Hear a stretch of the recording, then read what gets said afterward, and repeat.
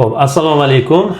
Bugun ko'pchilikdan tushadigan savol va O'zbekistonga yangi kirib kelgan nevrologik kasalliklarda reabilitatsiyaning o'rni, ahamiyati va nima berish haqida sizlarga to'liq javob beramiz. Savol-javob tarzida doktorimiz Sarvar Salmonjonovich bilan bu narsani yoritib berishga harakat qilamiz.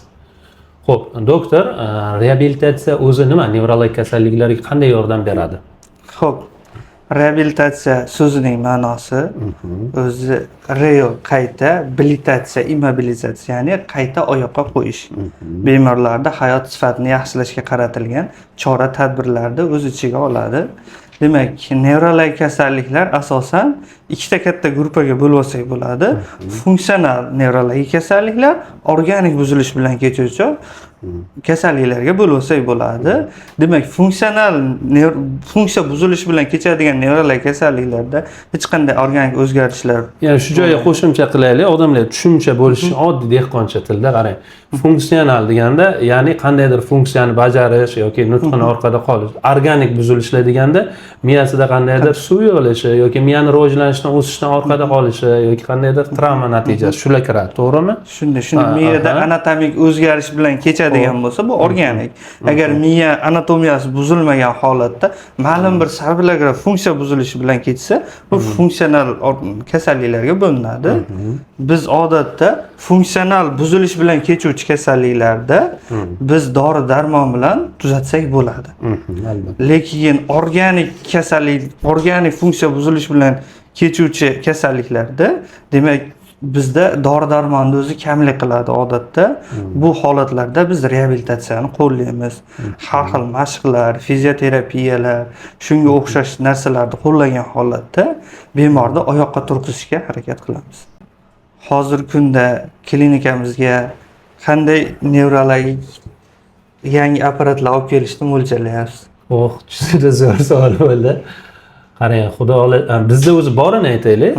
Bizda reabilitatsiya tabiiy muolajalarga, ya'ni DTSP tashxisi qo'yilgan yoki harakati, yurishi orqada qolgan bolalarga birinchi navbatda LFK, AFK mashg'ulotlari reabilitatsiyamiz bor, mutaxassislarimiz bor. Bundan tashqari nevrologik massaj sohasida mutaxassislarimiz bor, bular olib boriladi. Melki motorikalar bilan ishlaniladi.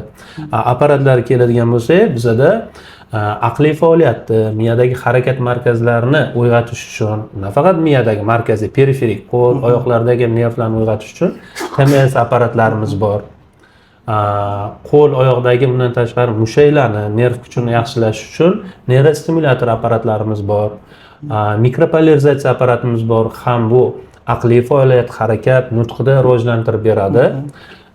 Rejalashtirayotganimiz, xudo xohlasa, yangi zamonaviy apparatlardan TVNS degan apparat ko'rdim, yaxshi so'rab qoldingiz. Bu narsani to'lovini ham qilganman, xudo xohlasa yaqin kunda keladi. Bu TVNS apparati nima desa, to'g'ri, katta yordam bermaydi, lekin faoliyatini yaxshilashga yordam beradi. Qanday bolalarga? Giperaktiv bo'lgan, juda ham giperaktiv bo'lgan bolalarga foydasini yaxshi. Uxlamaydigan bolalar bor, kechasi umuman uxlamaydi.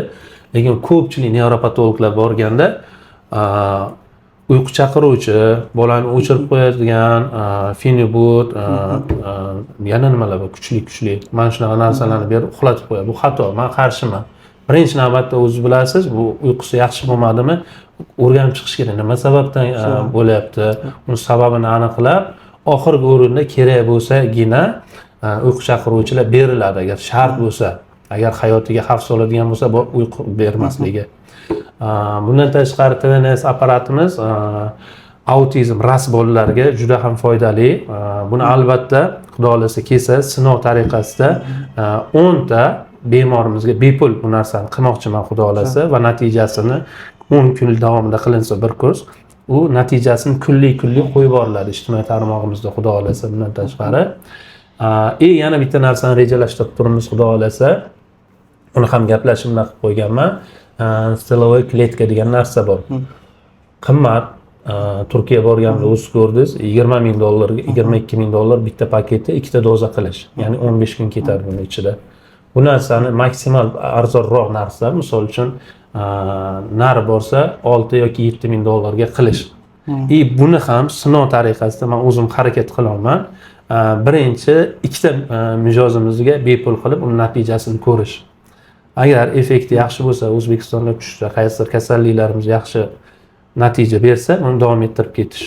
Yana bundan tashqari tonusi kuchli bo'lgan bolalarimizga, DTSP bolalarimizga, insultdan keyin tonuslar bo'ladi. O'shani to'g'rilash uchun bilasiz, botin terapiya muolajalari qilinyapti. Mana shunday yangiliklar. Keyin boya aytdingiz, TVNS apparati mana shu sudurgilarda ham zo'r ishlaydi.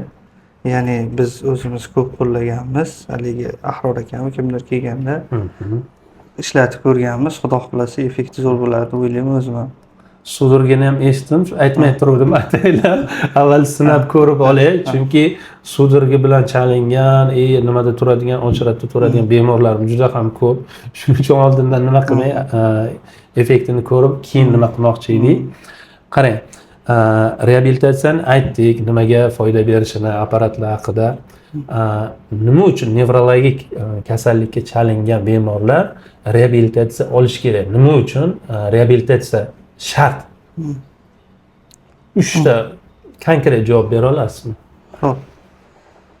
Boya aytib o'tdim, mana bizga keladigan bemorlar oqimining asosiy qismi organik jarohatlanish bilan keladigan kasallik.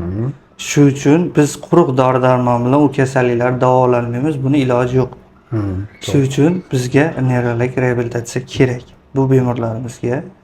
Demak, birinchisi dori-darmondan maksimal qochish, to'g'rimi? Qochish. Ikkinchisi, keyin har bitta kelyapti turgan bemorimiz ma'lum bir qo'pol qilib aytganda bizda nogironlik bilan keladi. Ularda hayot sifatini yaxshilashimiz uchun bizga reabilitatsiya kerak. Har tomonlama yaxshilashimiz uchun jamiyatga qo'shishimiz kerak u bemorlarda. Ki undan tashqari bizda yana qo'shimcha tarzda logopedlarimiz ham ishlaydi. Ya'ni o'sha reabilitatsiyaga qo'shimcha tarzda logoped hozir ko'ryapsiz 10 ta boladan bir 2 ta, 3 ta, 4 tagachasida ZPR. Ya'ni o'sha tashqi muhit bilan bog'liq holatda bolalarda gapirishda kechikish, aqliy faoliyatdan kechikish holatlari ro'y beryapti. Demak, bu kasalliklarga bizda reabilitatsiya kerak. Chunki bizda qo'yiladigan har xil bo'yi sanab o'tgan apparatlaringiz miya faoliyatini yaxshilashga yordam beradi. Undan tashqari shu kompleks lecheniya bilan birgalikda logoped ishlasa, bizda o'sha bemorda nutq chiqish yoki aqliy faoliyat oshishi deyarli 4-5 baravargacha yaxshi bo'ladi. Shu uchun ham bizga reabilitatsiya kerak. Qarang, nutq orqada qolgan bolalar, autizm elementlari paydo bo'lgan bolalar, giperaktiv bolalar, asosan men sababini ko'p aytganman-da. Siz ham konsultatsiyaga kelishadi, boshqa. Asosiy sababi nimada? Asosiy 3 ta sababini aytib bera olasiz. Biz kasallik davolamaylik-da, ota-onalarni ogohlantiraylik, o'sha xavfni oldini olaylik. Xo'p, eng katta sababi, men bu videoda ham chiqarganman bu narsani. Bolani asosiy nutq bazasi, bu tashqi muhitdan ma'lumot olish darajasi 8 oylik bilan 2 yoshgacha bo'lgan vaqt oralig'ida bola tashqi muhit haqida informatsiyani oladi. O'sha vaqt davomida bolaning so'z boyligi oshadi. Asosiy qismi bizda o'sha vaqt oralig'ida bizda onalarimiz qandaydir bola o'rtasida uzilish bo'lib qolyapti, balkim ish faoliyati yoki balkim boshqa narsa tufayli, unisi bizga qorong'u. Asosiy bunaqa muammo mana shu 8 oylik bilan 2 yosh vaqt oralig'ida bola bilan muloqot uzilyapti. Bola tashqi muhitdan informatsiyani ona orqali oladi-da odatda. Bu tashqi muhit bilan bog'liqlik uzilib qolyapti. Shuni hisobiga bolada mana shu muammo yuzaga kelyapti. Undan tashqari telefon, televizorlar, ota-onalar ayamay, aniq sababini ayting ularga. Shu ota-onalar uzilib qolishga nima uzilib qolyapti deyapsiz-da. Telefonga qilishib, ishni bahona qilishyapti ota-onalar. O'shani ayting. Telefon, ish, televizor. Shu narsalar bo'lib turib, bolam jim o'tirsa, men ishimni qilib olaman yoki bir boshqa narsamni bitirib olaman degan narsa bilan yashashyapti-da. Shuni hisobiga bola bilan muloqot bo'lmayapti. Shuni hisobiga bu kasallik ko'payib ketdi oxirgi paytda. Juda ham ko'p, deyarli. Shunday. Bir kunda emas, misol uchun 100 ta kasal ko'radigan bo'lsak, hozirgi kunda 30-40 tasi ZPR bo'lyapti-da. Shunday. Ming afsus shunaqa. Shu uchun iloji boricha onalarda nima deydi, maktab qilish kerakmi, onalar maktabi yoki to'xtamay bizga o'xshab javrash kerakmi bilmadim, xudo xolasa, lekin shu narsani uqtirishimiz kerak, tushuntirishimiz kerak. Zo'r, yaxshi fikr aytdingiz. Shu haqida nima qilsangiz bo'lar ekan, qandaydir seminarmi, master klassmi, bolaga qancha vaqt ajratish kerak, qanaqa muloqot qilish kerak, qanday qilib uzilib qolmaslikni yo'llarini o'rgatib qilsangiz bo'lar ekan. Keyin yana bitta narsani tushuntirib aytib ketay. Bunaqa vaqtida. Xo'p, hozirgi kunda mana Instagramda, internetda, YouTube'da short video, ya'ni qisqa videolar tarqalgan.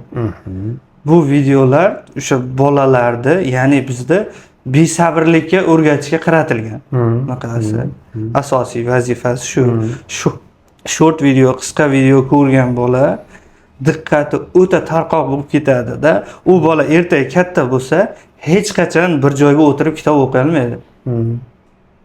Bu ongsizlikka qaratilgan narsa-da, iloji boricha shu uchun ota-onalarga tavsiya, hech qachon bolaga qisqa video ko'rsatmaslik, har xil videolarda.